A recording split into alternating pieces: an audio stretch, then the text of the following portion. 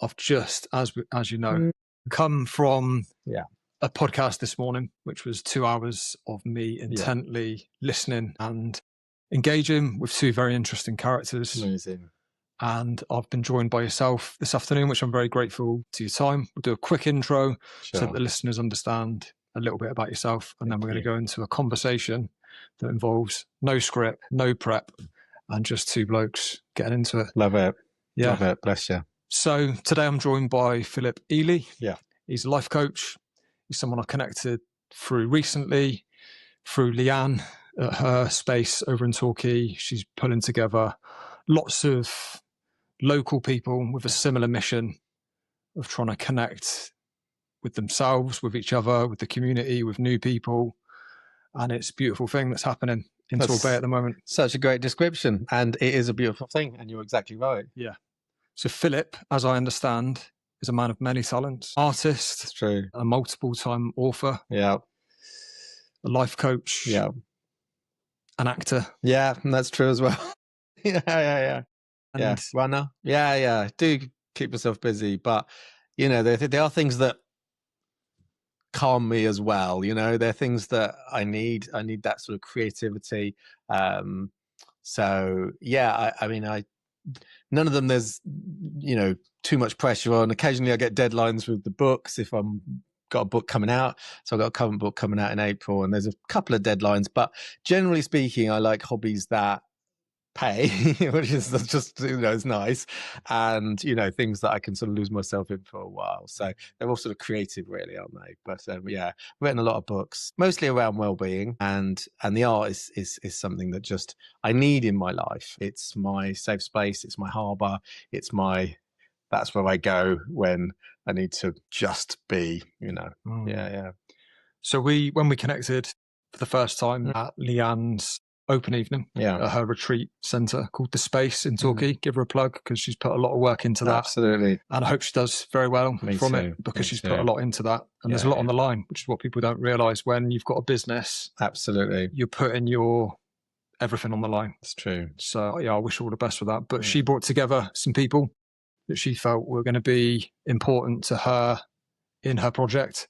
And I think she did a bit of matchmaking with us. That's so true, though. She just people matching. Yeah, really. She knew we were both probably very different and very similar in lots of different ways. So true. But she could probably see a good fit for a conversation and a connection, which unfolded on the sofa, where we spoke for about 2 hours intently. So men's mental health really was a binder between both of us, both passionate about men's mental health, both coming at it from slightly different angles, really.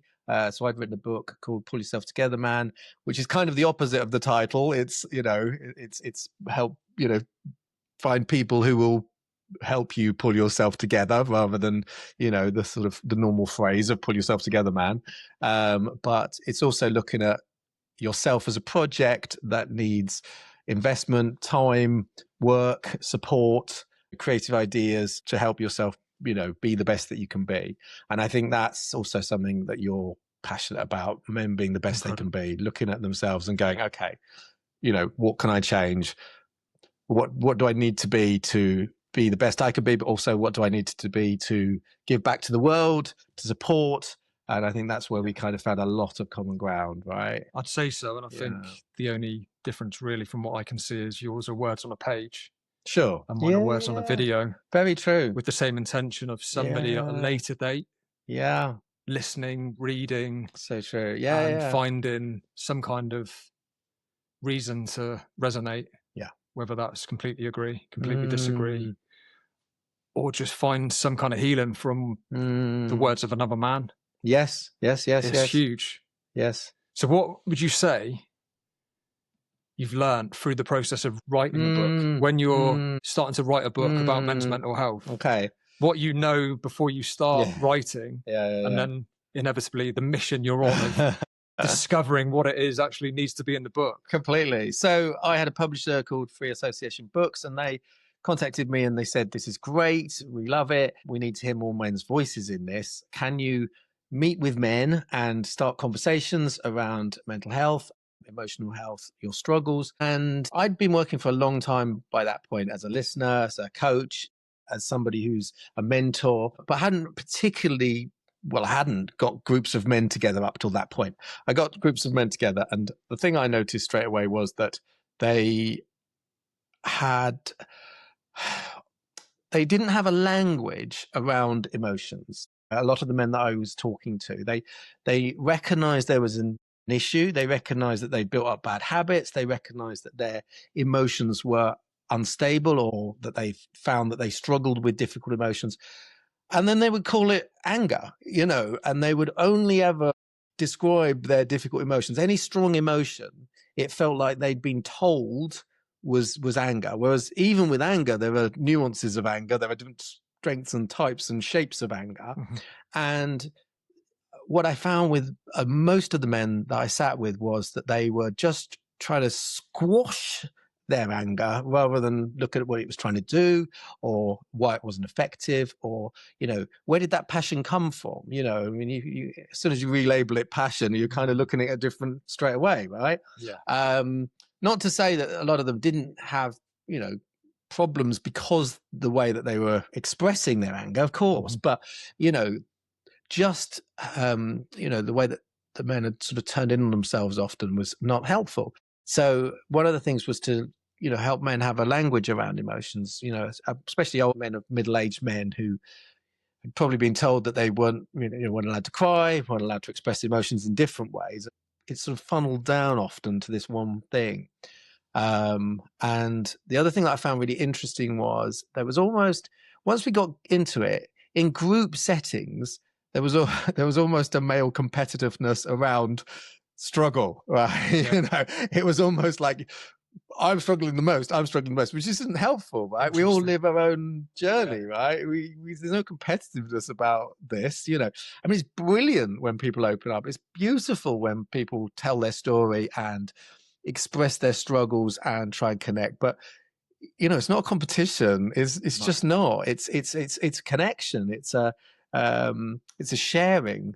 And I think what I loved most about life coaching is the job really of a life coach initially is to hear the person, to see the person, to be in a room with the person, or online if you're doing it online, but you still get that same sense of empathy, connection. And people telling their story is a beautiful thing. But sometimes what I found when writing this book was, the story itself kind of got lost in a sense of like, how people would hear the story rather than what the story is, know.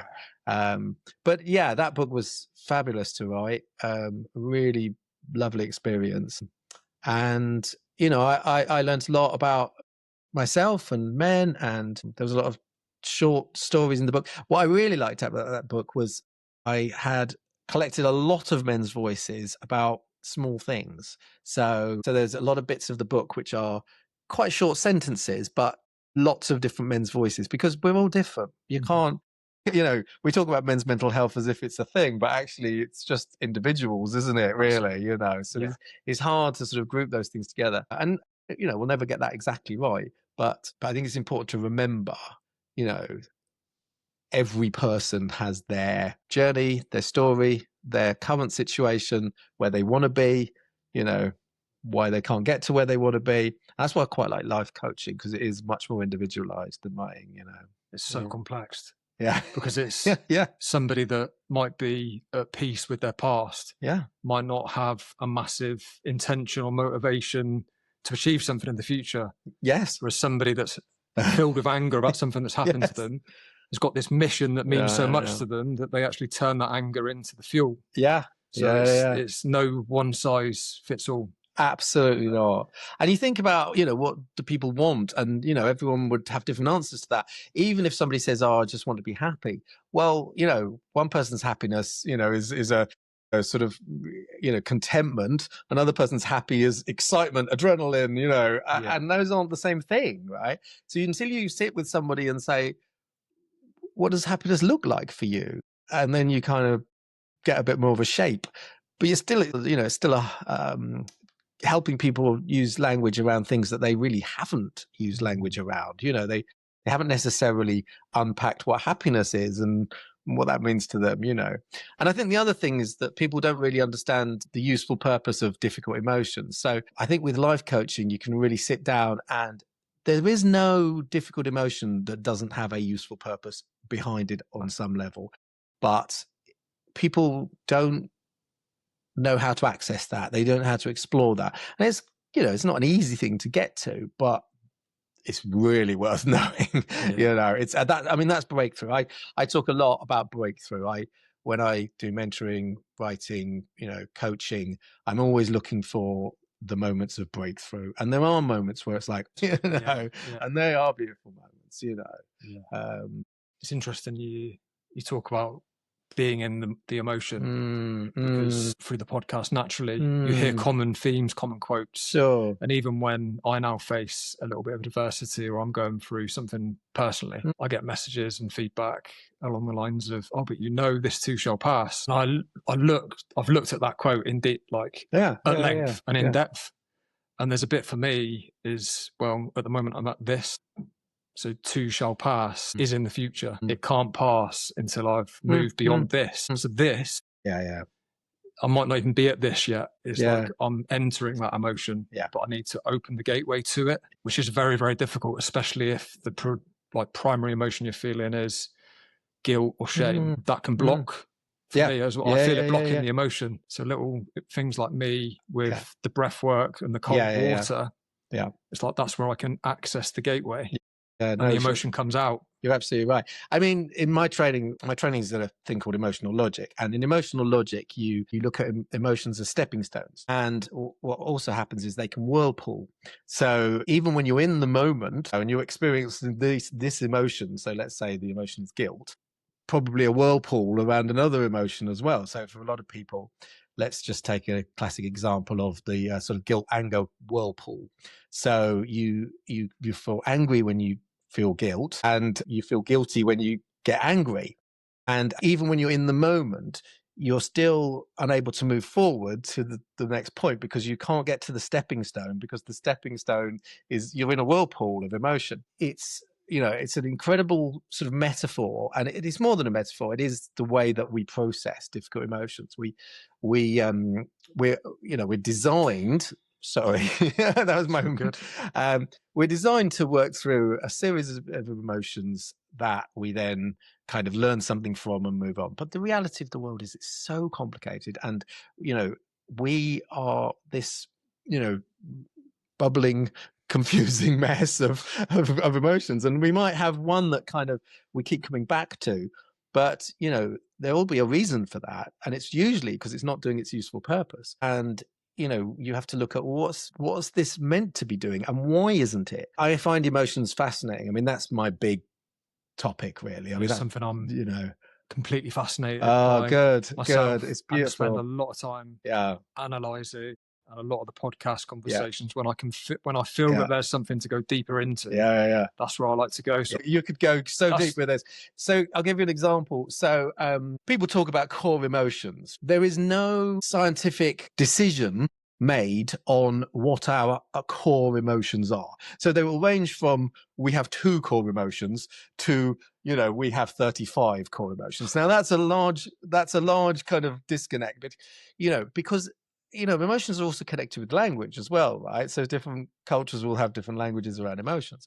So it's really difficult to unpack, what are our core emotions? What, I mean, I'm fascinated with the Disney film Inside Out, where they sort of name these few emotions. Okay, but why did they pick those ones? I went to the cinema with my daughter to watch that. It's amazing. I was absolutely gripped. Yes.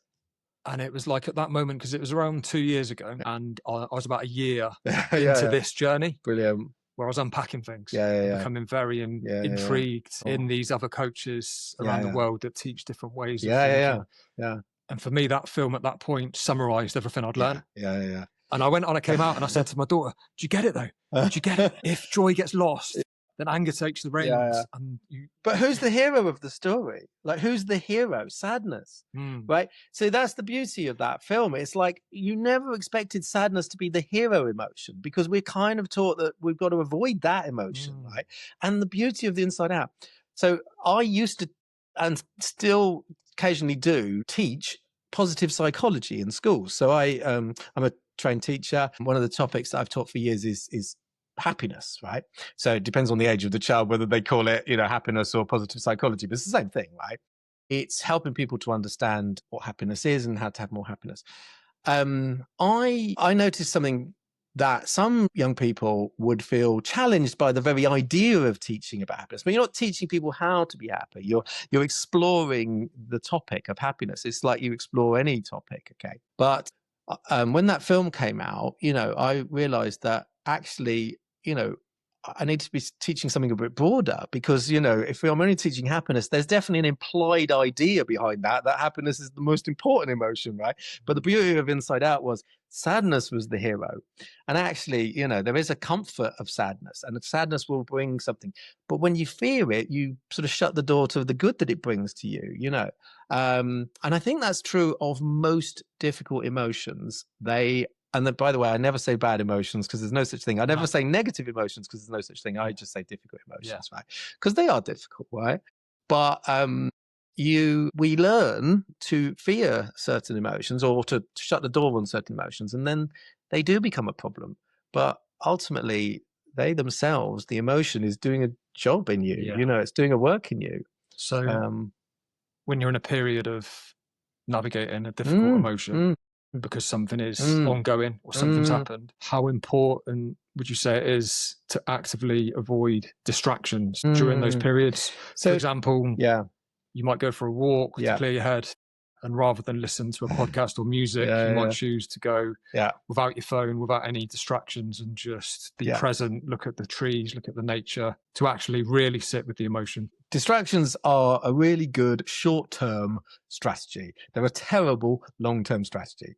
And so most of us learn distraction that it kind of works. Feels good. It feels good, right? So we build up all these healthy, distractions and the rest of it. And also it's quite hard to find somebody who will properly listen to you or find ways that you yourself can sit with your difficult emotions. So we stick with the short-term strategy of distraction. We build habits around distraction. But look, it has a place. It has a purpose. It has a short-term reason for existing. And sometimes we do need it, because we have to be in the stronger times when we step away from the distraction, because we're doing a longer term project, and that's why I used to, when I wrote the book, I described working yourself as a project.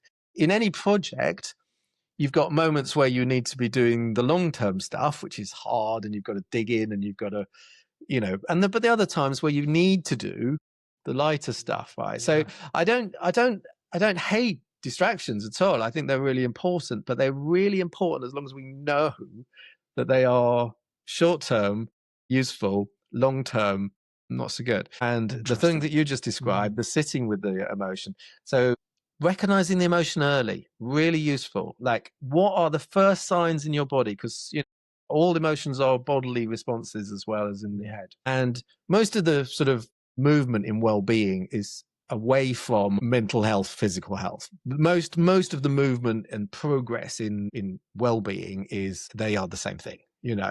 They are completely connected, and everything we learn new reinforces that. That's clearly the way things are going. So they are moving your body in some way. They are increasing your heart rate, or they are making you, I used to hum a theme tune for a TV program, which I never even knew I was doing. But when I started to notice the early signs so for me, that was anxiety. When I noticed the early signs of anxiety, I realized I was humming the theme tune for Last of the Summer Wine, but I'd never picked up on it myself, because it was just a thing that was happening in my body, really. So now when I find myself humming the theme tune for Last of the Summer Wine, I go to myself, right, okay, so obviously my anxiety is increasing. Why? What's going on in my life? What do I need to do? Do I need to take myself away? Do I need to do some art? Do I need to do some running? Do I need to talk to a friend? You know, do you need a sauna? Do I need a sauna? Thank you very much. I love coming to your saunas on a Saturday morning every once in a while. Give it a plug. No, Always. do plug it. And I do come and I do love I appreciate it. And I really enjoy it. And that's a great example of something you can do where you have to sit in the moment. It's got both options. You can have a conversation, which can be deep. Yeah. Or lighthearted. Yeah. Or you can go and sit in the car bench on your own. Yeah, that's so true. There's a bit of stress response. I'm going to do another minute, even though my body's still... There's so much.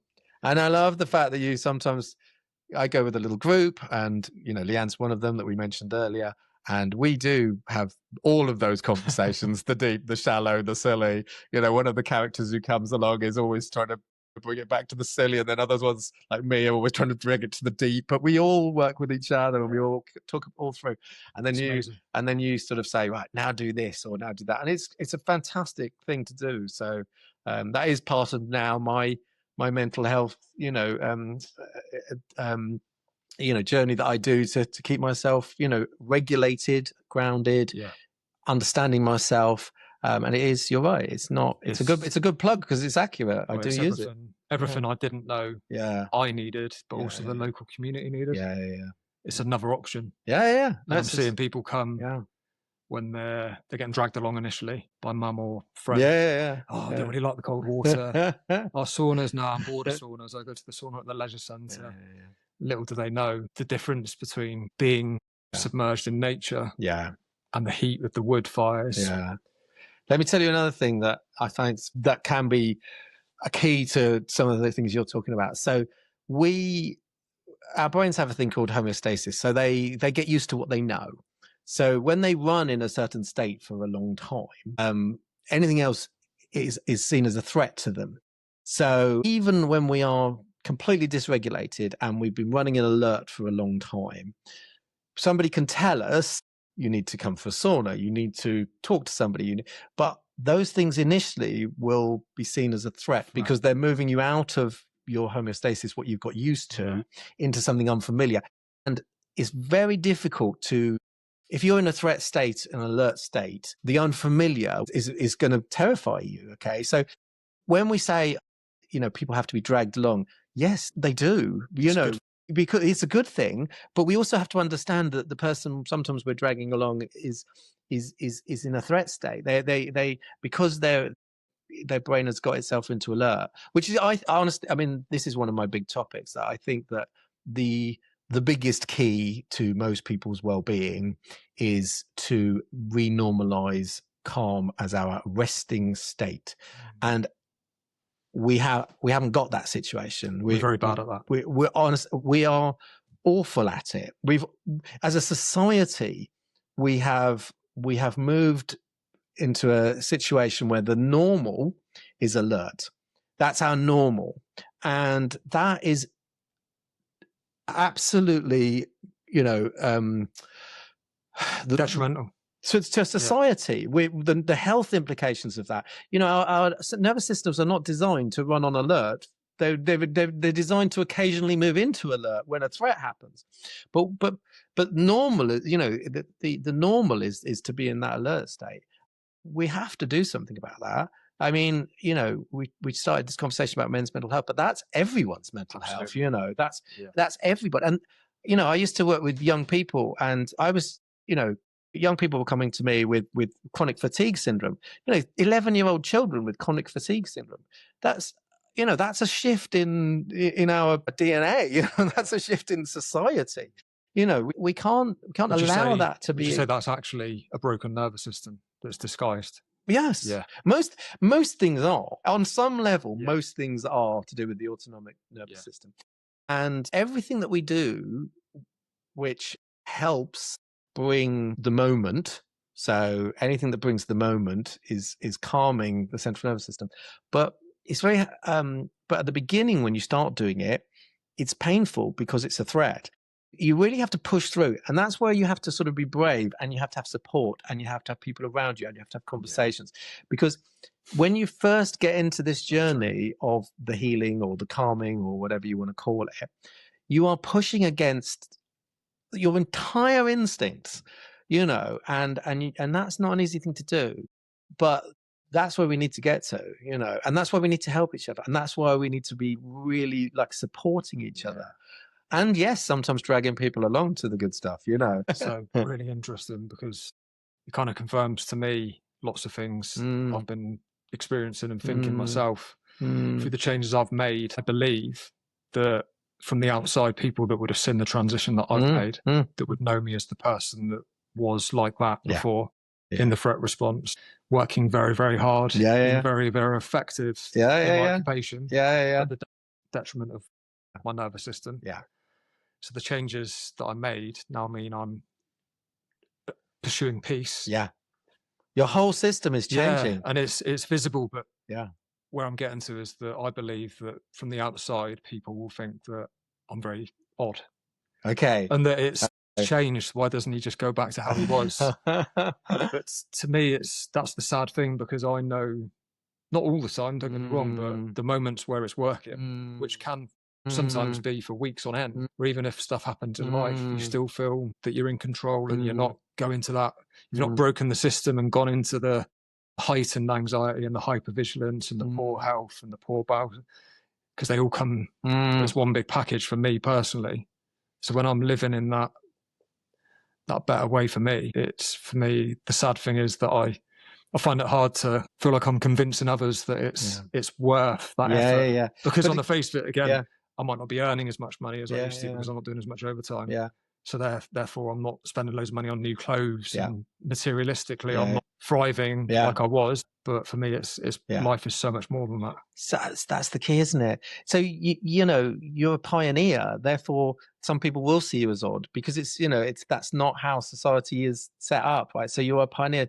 You have to just be brave and keep going, and you're doing the right thing, and you are, and the old sort of ways will creep back in, but that's where strength of character comes in, and support, and but it's that's why I love it when somebody is brave enough to look inward and look at society and look at the way people are living and think, we're pressing the accelerator faster and faster and faster, we're chasing our tail faster and faster and faster, and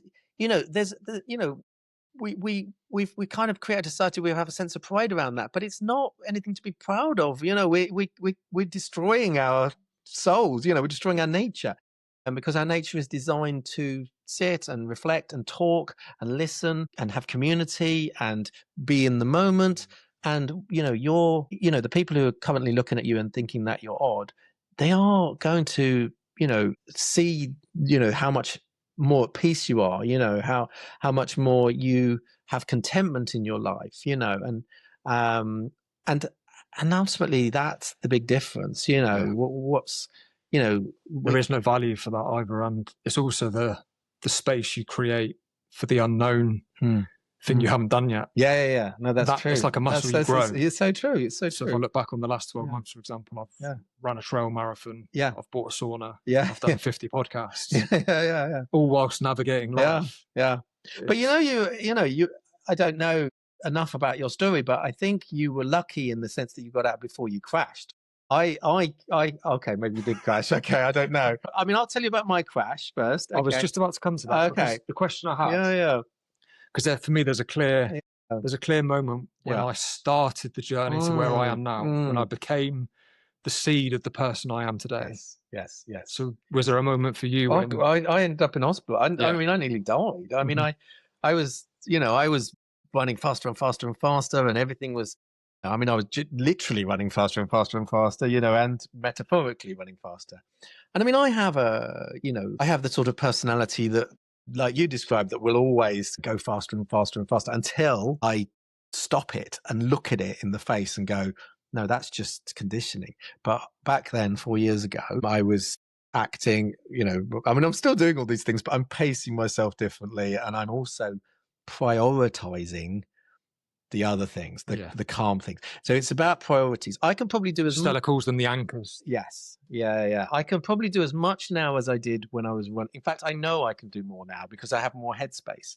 But I have to prioritize the crazy weird stuff I do, the barefoot walking, the saunas, the lying on, meditation mats, and the good sound, stuff. the good stuff, right? And everyone's different. The good stuff will look different for different people, but the things that bring you to the pace of peace and beyond, mindfulness and things like that, right? Back then, 4 years ago, I was just doing all the stuff.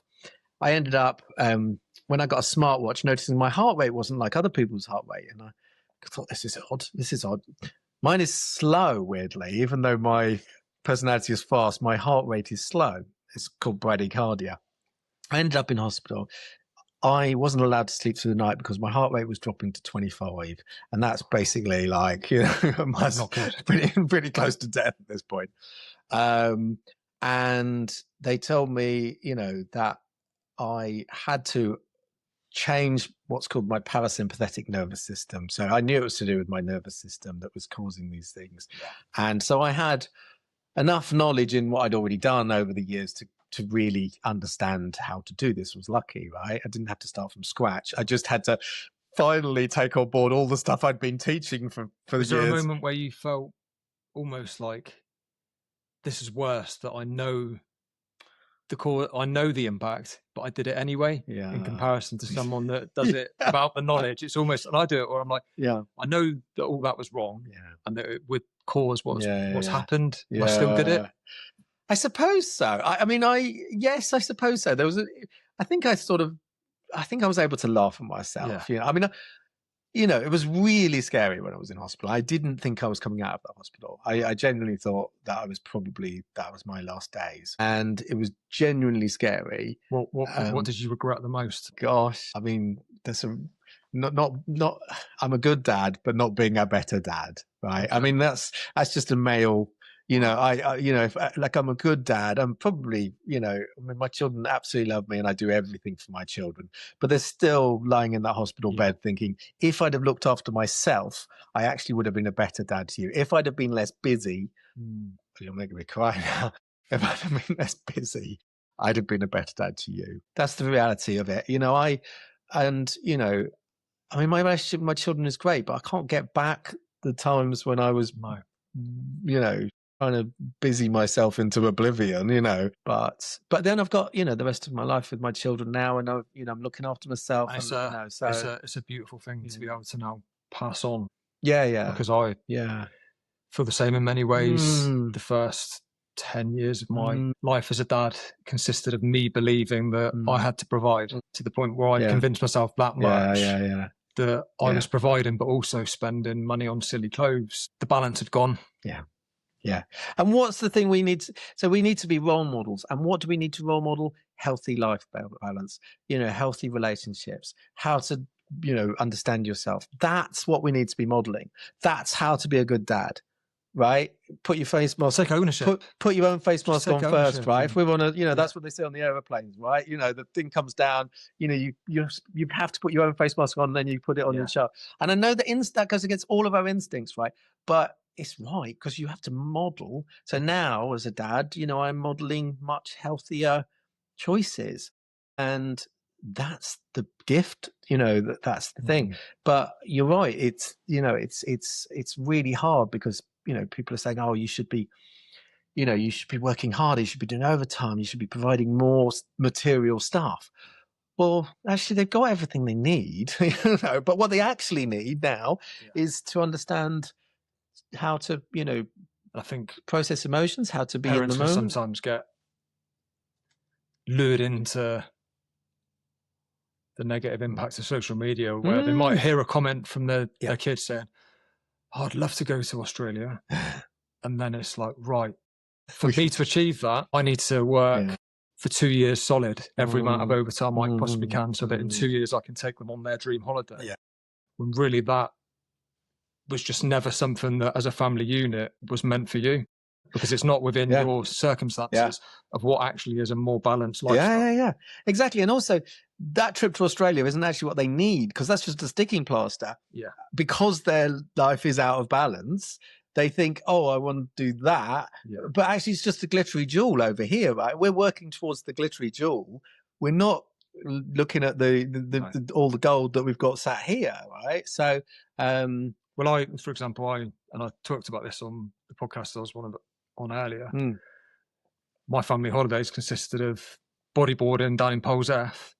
I didn't have a smartphone, so therefore I watched no videos of Dubai and Disneyland and all this kind of stuff. Yeah. I was happy as Larry. Exactly, because you've got nothing to compare it to, right? We'd turn up down the hill, and all we cared about when we were driving into Poles F, we'd come around the corner and we'd look, look at the size of the waves, Dad. And you knew you were going to be in there catching the waves. And it was I mean, comparison is a curse, right? We are cursed by constant comparison, right? In all of it.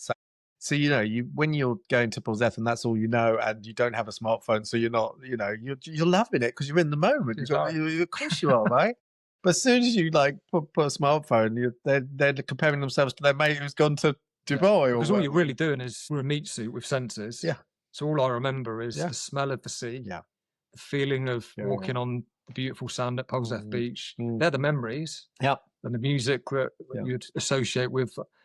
If you're present and you enjoy it and you feel safe and comfortable and happy within your family unit, then that's what you remember. Yeah. So we've digressed.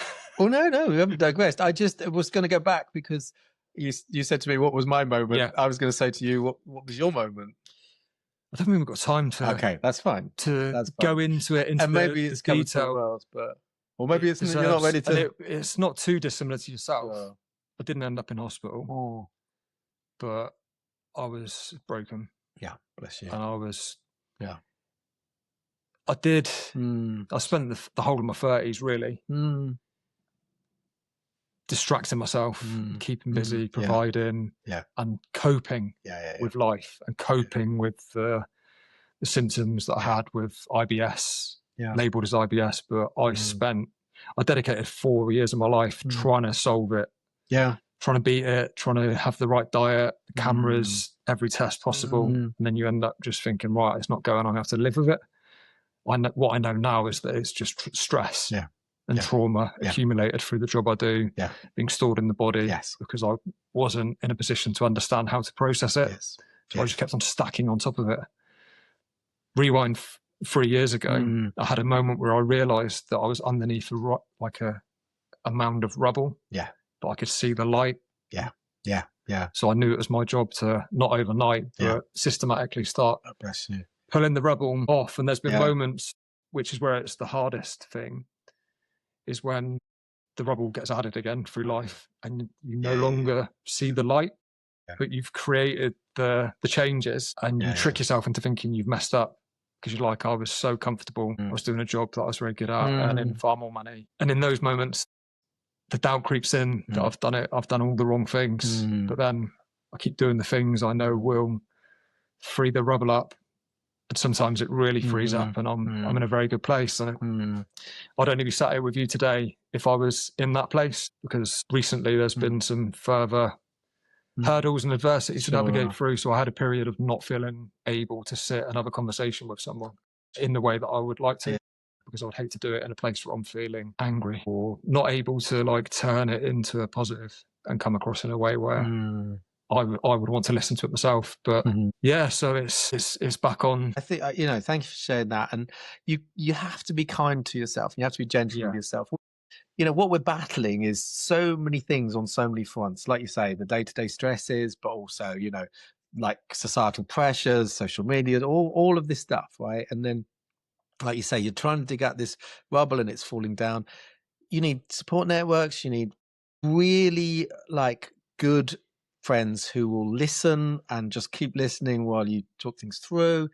You need all the things that but I think it's worth saying these things because not everyone knows these are the things you need. But we need to build, if we're going to do the work, and the work is digging through the rubble, right?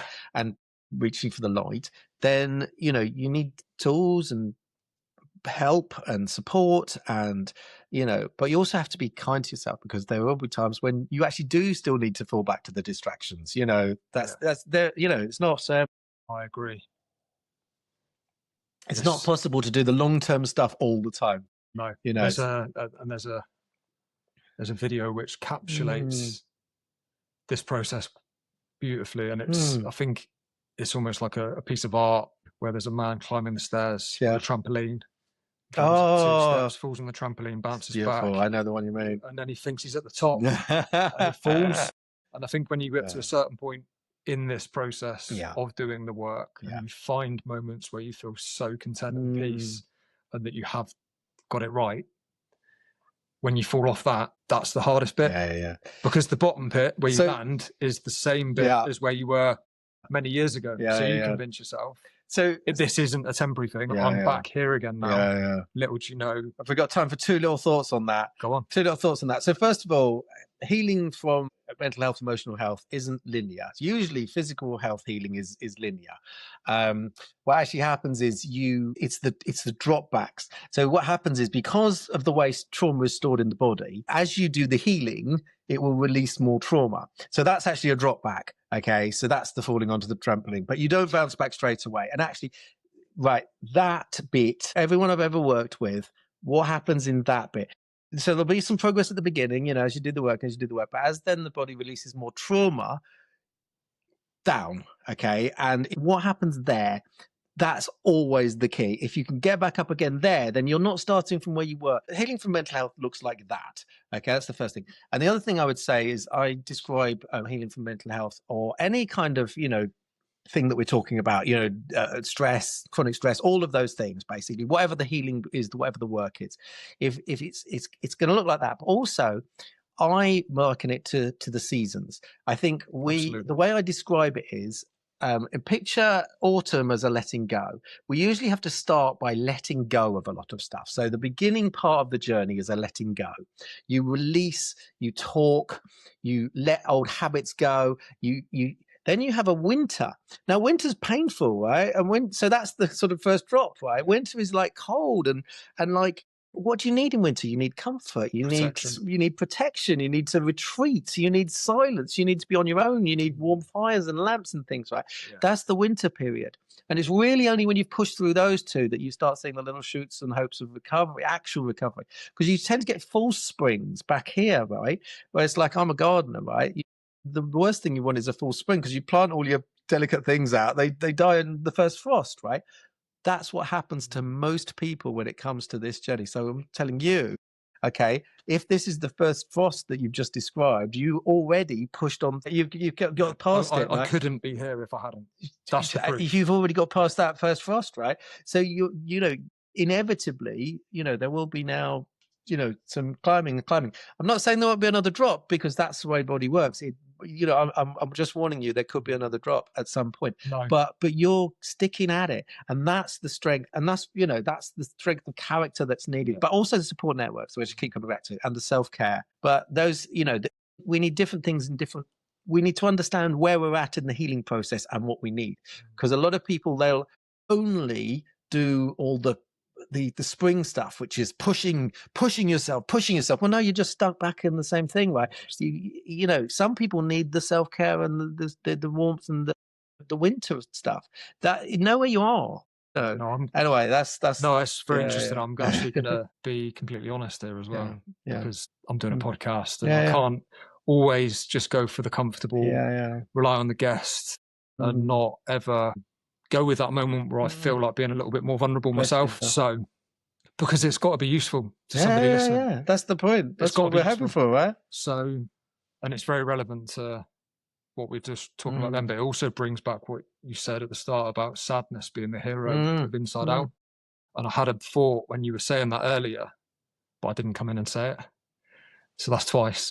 It's time to... So having navigated through some winter feelings in recent times, I could feel moments of sadness, but very, very mild, and almost like a lid on a kettle just being lifted and put back down again, like a small tear that just runs down the face, but no deepness to it, and no clarity or kind of coming out the other side after. And this is where the sauna comes in as well. So when I have a proper sauna session on my own in the morning, that I sit in the cold water with the purpose of sitting with myself on my own, and emotions do come out. Yeah. But what also happens is on some occasions, it doesn't come out during the sauna. That opens the gateway a little bit. And then later on that weekend, it came out properly, and it was something I hadn't experienced before. Yeah. Okay. Yeah. And it almost like it took my breath away. Yeah. Yeah. To the level it was. That's proper healing, though. That's proper healing. But it was extreme. Yeah. Yeah. Because the things that we're healing from are extreme. But I'll tell you what happened the day after. Yeah, go on. I felt better than I've ever felt before in my whole life. And that feeling hasn't left me. It's beautiful. So I feel like sadness is the hero. The sadness is the hero often. And that's the title of this. That's going to have to be the title of this podcast. Let's call it that. Sadness is the hero. Let's call it that. And it became so clear to me that was the case, because I'd had moments of nothing. I knew there's something in there because I know what that thing is. Yeah. And it's life. We all go through different versions of adversity, and we're all entitled to feel however we feel.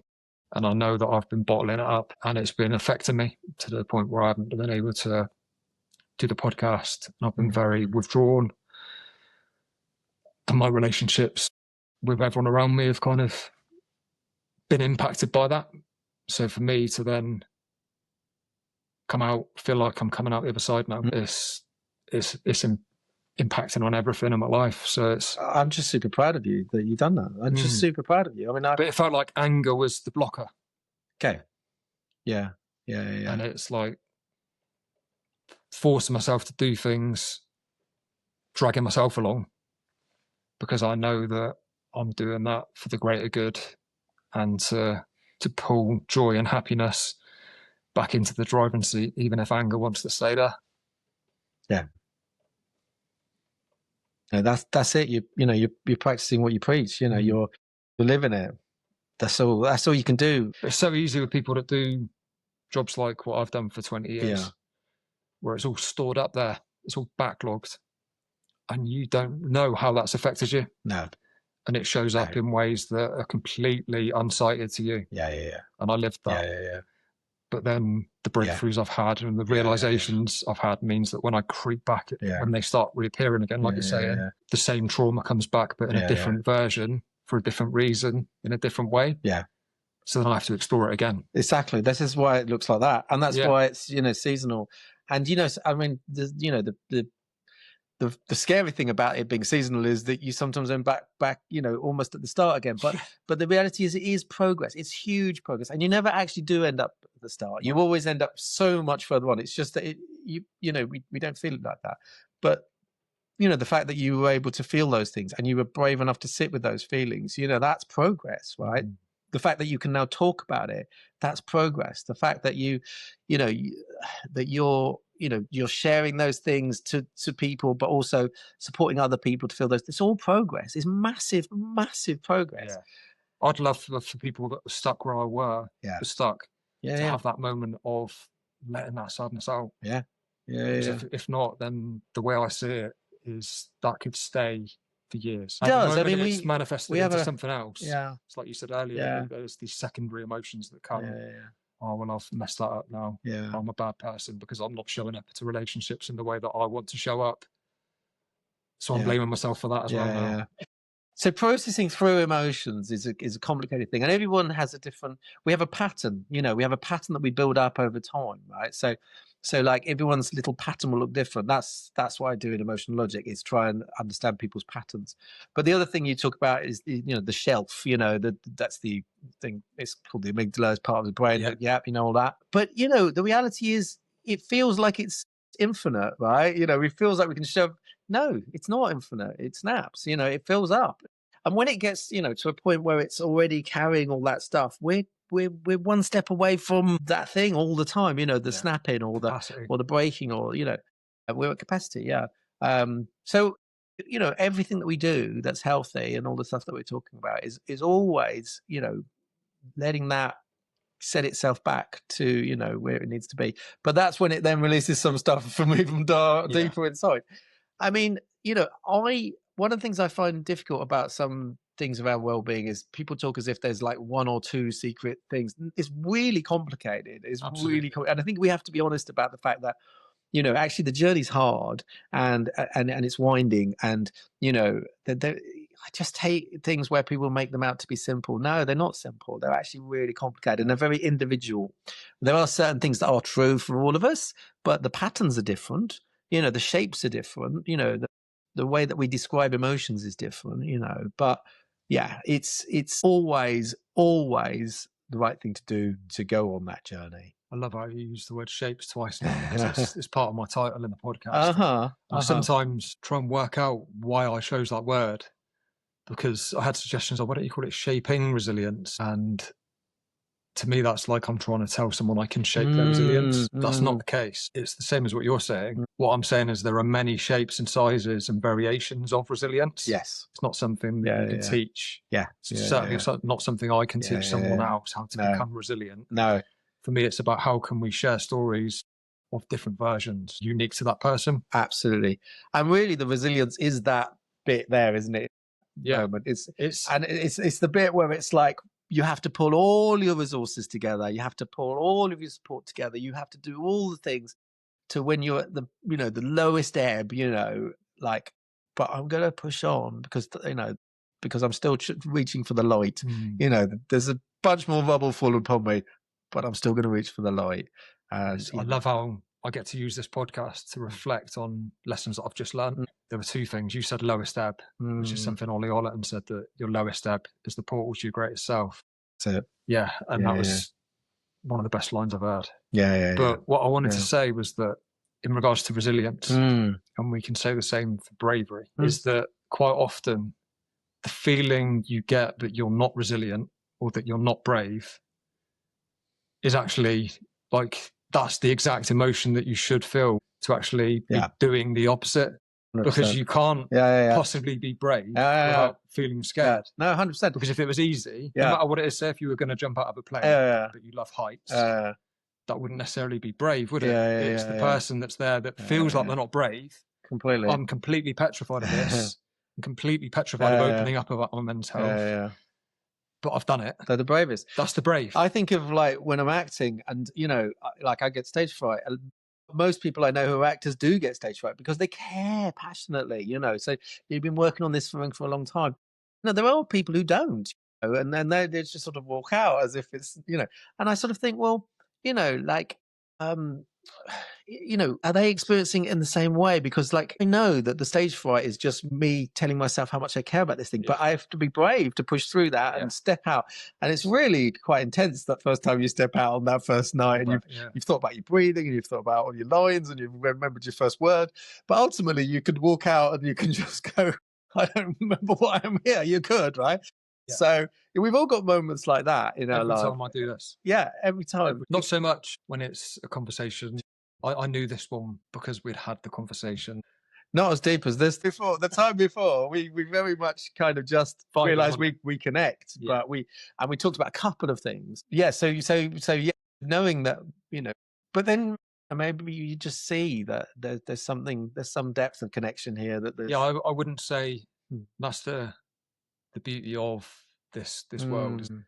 The conversation we had on the first occasion was nowhere near as deep as this conversation, but my understanding and perception of yourself hasn't changed. I'd kind of you just, a lot of the time people that are in this game of trying to help others do it from a place of understanding how that feels themselves.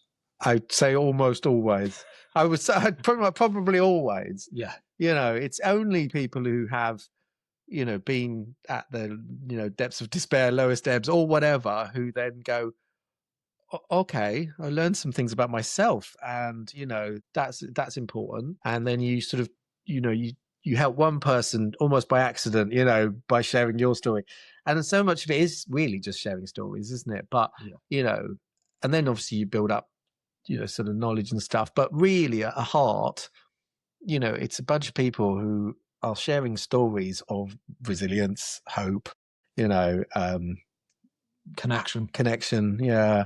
The word that I keep coming to at the moment is connection, because two people in a room talking at this level, it's that to me is the purest form of connection a human being can be involved in. Yeah.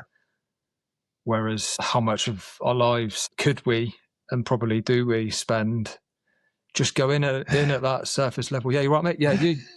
Yeah, nice, mate. Christmas good? Yeah. Yeah, you. Well, I'll see you later, mate. Look how many conversations. I don't know if you're the same as me, but look how many conversations you've had in the last 2 weeks that have been just about how rainy it is, right? Like, we all know it's rainy, right? We want connection, but we start with the safe things, right? But I mean, I'm not. I feel that's where I go wrong. That I struggle to engage in that stuff. Okay. So sometimes I'm conscious that can make me appear rude. Okay. I think.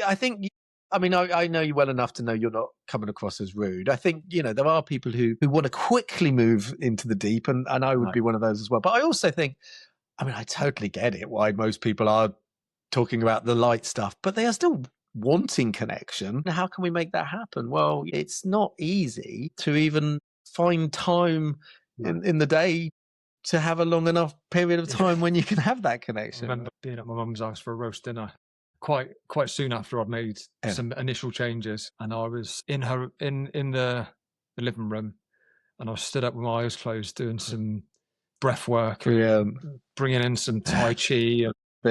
I'm like, Mum, I don't want to engage in this negative conversation. She was like, this isn't for everyone. It was all, the words of mums. Yeah. Like, you need to know your audience. She was only joking around. And then fast forward to 2 weeks ago, she was in the sauna. Wow. Yeah, she's been done a few times. Yeah, and I guided her through some breath work. And I don't know if it was a combination of me being her son guiding her through the breath work or just the space she was in. But then I know that when she went into the sauna again, she released a bit of emotion, which again, I love the whole thing, which I learned on a retreat, which was purposely day one was the Lionsgate portal release breath work. And it was to not put attachment to the emotion, not necessarily try and think, where's this emotion coming from? It's just trapped emotion. Yeah. I mean, I am all about understanding the emotions eventually, but that's usually, so if I work with someone, that's sort of 4 weeks in or something, but, or further, but it's, initially it's sitting with emotion. It's just allowing yourself to feel the thing, isn't it? But so what? So let's get into the crux of the life coaching that you're currently involved in. Yeah. So is this a passion project that's been in the making for a long time? And is this like an accumulation, would you say, of everything you've learned, everything you believe in? And what's your intention with it? Yeah, I mean, I've done coaching, mentoring, listening for a lot of years, but I've always worked for someone else. And there are certain things that I'm sort of like deeply believe in. And so the training that I did, Emotional Logic, it's unusual. It was invented by a doctor in Ivybridge, and he taught me it face to face, and I really kind of clicked with it and understood it. But I haven't been able to sort of use it particularly in any institution I've ever worked in, because it's not the obvious. I mean, I've been trained in CBT and I've been trained in other things as well, but for me, the Emotional Logic has never really had room to be used as a therapeutic tool. So one of the things is simply to have the freedom to actually help people much more in a bespoke way. I think problems with sort of working from an organization is there might be like a series of tick boxes or questions or patterns that you're supposed to follow, and humans just aren't like that. I want something a bit more bespoke. So and I want to be able to sit with a person and use all of my experience and all of the stuff that I've learned and all the stuff I've researched for books and all the training tools that I've used. So I'm not saying I'll never use CBT, because it can be useful for some people, but it's, in a lot of institutions, it's the go-to therapeutic tool, and it's not always right for people. And there's a lot more to understanding a person than that. So I think really the reason I'm going freelance with life coaching is to have a lot more freedom, a lot more flexibility, and it also opens up lots of other exciting things as well. So, my time's a bit more my own. So I'm going to be doing some stuff with Leanne. She's doing some Rewild Your Soul weekends. And my latest book is called Rewild Your Soul. And I love, healing through nature. I love understanding nature and how it helps people heal. I love art and creativity and how that helps people heal. But I also, love, active things as well that help people heal. So each each individual, it's looking at, what will help this person? What's the sort of bespoke package that can help them? I've created so many different, tools, activities, self-reflective practices over the years. I'm up to my 11th book that's been published. That's a lot of stuff, right? So, but to be able to sort of just draw down all of that and say, this might really work for you, let's do this together. Let's sit with this. I always talk about breakthrough. I'm only looking for breakthrough. I don't want to be someone who's a life coach for somebody for, forever.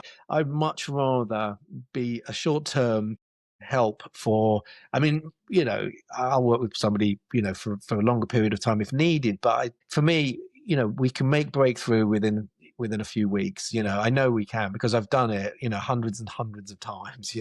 I used to, What would you define as breakthrough? Well, the moment when you see the problem with a light shone upon it, it's quite hard to see the sticking point quite often. We know we're lost. We know we're, banging our head against a brick wall. We know our life isn't right. We know our emotions aren't right. We know we're not in balance. But because we're living it and we can't step outside of that, it's just murky. It's difficult. So the first thing is to shine a light on this is one of the things that's going on, and people have that moment when they go, right, yeah. And that's a breakthrough, right? And then it's a question of looking at how to build in some practices or patterns. So every thinking like pattern is a habit. So the way that the brain works is it's a bit like a woods. And if we take a walk through a woods, we create a path, and that's the neural network. Okay. And once we create a neural network, our lazy minds will follow that same neural network. So we are a whole mix of paths through the wood that we just follow blindly without ever standing up and actually taking a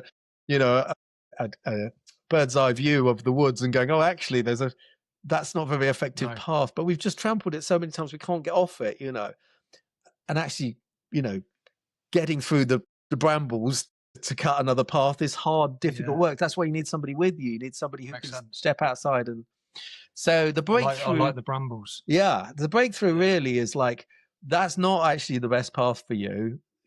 This path will work better. Now, let's spend some time hacking through these brambles. But for you, what's practically different? What practical changes can you make in your life? Which is again why, there's an individualness to this. You can't just say, oh, well, yoga's worked for lots of people. Yes, it's worked for lots of people, but there's, but it may or may not be the right answer for you or part of the answer. But, when you sort of work in institutions and stuff, you do tend to have to follow their defaults. And it's time for me to, I've been doing this long enough now to go, I've just got to be stepping out and, finding my own freedom to be able to actually help individuals without the constraints of, one, not being able to use emotional logic, which I really want to use. Two, not being able to give some kind of bespoke help. And three, just having the freedom to go, okay, well, maybe for you, life coaching, we take a walk on the beach when we do it, but maybe, for you, it's going to be different. Maybe it's an online thing because you might, it's too difficult for you to, to meet in person, right? They might have such a busy schedule that 100% a morning of that might cause more anxiety. You're so right, exactly. Than just, I can do an hour. Exactly that. I'm now not anxious about having to do the hour as opposed to look how much I'm going to lose or financially lose. Exactly that. And it has to be a safe place, okay? Because it's it's part of the healing is finding your own safe places, safe people, safe pastimes, and safe places, right? That's part of the healing. And the life coach has to be one of your safe people for the period of time you're doing it, not to end up relying on them, because actually that's, again, the problem with institutions. You often end up, they become, the institution becomes the sort of thing, but it has to eventually be a way to help you find, your safe people. But those are the conversations that need to be had, which again, why, it's ideally sort of a reasonably short-term thing. And again, I've done this for a lot of years, and I usually I would be disappointed if we hadn't reached some breakthrough by week 3 or 4, so, it's not like you can guarantee that, because obviously some people are, incredibly complicated, but, somewhere in my background experience, there's going to be some little keys. There's going to be something that I've studied or trained in that's going to help unlock those things. So, when you're listening to somebody and you're hearing them share their story with you, but then they're also sharing their thoughts around maybe how they perceive their patterns or what they see as the problem. When you're listening to the people, sometimes is it so obvious to you that or you have a feeling yourself which is different to what they're saying? Yeah. And if that's the case, you quite kind of blunt and to the point around, I'm going to reflect this because I see that as my job. Occasionally, I'm not particularly, again, you've got to remember how people are coming in a threat state. So sometimes blunt isn't the answer. It's not like I'm right, you're wrong. No, because the other thing is people are in their emotional brain and you're in your logical brain. So the way that you're seeing it, there will be more clarity, right? So, but you've got to also have empathy enough to sit with them and realize they are in there. Very rarely, actually, is advice the right thing, because often advice it almost takes away empathy. One of the biggest tools really in life coaching is empathy, and it's really kind of standing in their shoes. So part of that is recognizing why they're not hearing it, seeing it, feeling it in the same way that you are. So you've got to sit comfortably with their difficult emotions. So it's like you've drawn up to a fireplace, you're sitting comfortably with their difficult emotions, which already makes them feel a little bit more safe with their difficult emotions. So they're able to then talk about them. As soon as they turn them into words, they're using their logical brain, not their emotional brain, because the amygdala doesn't have words. So you're already helping them. Okay. And then, but you've also got to realize that it's a slow process, because if you're like suddenly giving advice in the wrong point, they will back off again because they'll go, oh, you just don't understand. And because you don't fully understand, so your advice is no. So the ultimate aim is to get them to say the answers, right? Yeah, which is where, you're never trying to, look smart. It's almost the opposite. It's a bit like the sort of Columbo thing, really, where you're trying to sort of, breakthrough. Yeah, like, Yeah. The breakthrough always has to be from them, in their words. You might know where the breakthrough is. Yes. You're finding different ways of exploring the conversation in the hope that the next conversation or the next thought passage they have leads them to discovering their breakthrough. Absolutely. I liken it to, being the helpful passenger on a car journey. Yes, you might have the map and you might know where you're going, but ultimately you've sort of got to do it in such a general, imagine the person that's driving the car, if you say, oh, take that next left, and it's just that they can't hear that, you've got to sort of somehow help them to feel safe enough and calm enough to go, oh, I think it might be that next left. And you go, oh, let's try it. And then, you're on the right path again. Because, long term, when they look back on the changes they make, it will create more sense of self-worth and pride in themselves that they did it themselves. Yes. Even though you've held their hand and helped them. Yeah. It's not a case of I have to give. No, opposite. It's almost like, it's like one of those weird things where if you see someone who's a painter, they've taken 30 years to train to do something really quickly and it looks amazing, right? Like, so if they see the effort that I'm making, or that, then I've done it wrong, right? It has to look like I'm doing nothing. Absolutely. With a good life coach, you don't want to notice the life coach particularly. This is how I got into this as well. Sense. Like originally, like I was the shyest boy in my year group at school, and I realized that, by being so quiet, I was really visible. I know everyone thinks that I'm like I want to be out there in the public eye and all the rest of not public eye, but do you know what I mean? It's the opposite. Like, I like life coaching because I'm the invisible person in the room, and I like being the invisible person in the room. And, all I'm really doing is somehow, through my background and training, like helping them to explore themselves, But yeah, the background and training will just nudge in subtle, imperceptible ways, you know, to the point where they think, oh, why did I talk about that? Yeah. You know? Yeah. That makes a lot of sense. So to wrap it up. Yeah. 5 years from now. Yeah. What does success look like? Yeah. So success for me is ultimately, you know, the personal, you know, am I still being my authentic self? Am I still, you know, living a life that reflects well, that my children can be proud of, you know, is being a good role model for stuff that I deeply believe in. You know, we need to live in a certain way. We need to change society. Ultimately, do I want a platform to shout some of these things a bit louder? Yeah, probably, you know, but that's why I write books, right? You know, I'd love to have a successful, I mean, my books, you know, they sell a few, I don't know how many copies, but they sell a certain amount. They definitely don't get on the bestseller lists, right? Would I like something that had some impact and changed the world? Yes. Even if it wasn't my name on the title, but I just would love the platform of changing society. I don't, you know, I don't feel comfortable about society and where we're at. Shoot for the stars. Yeah. Then you'll land as close as you possibly are able to. Yeah. So I would love to be doing what I do, life coaching, do the interesting stuff, do the Reroll Your Soul weekends, do health retreats, do those things and work on myself. And alongside that, yes, I would like a bit of an invite to have some influence to change the world.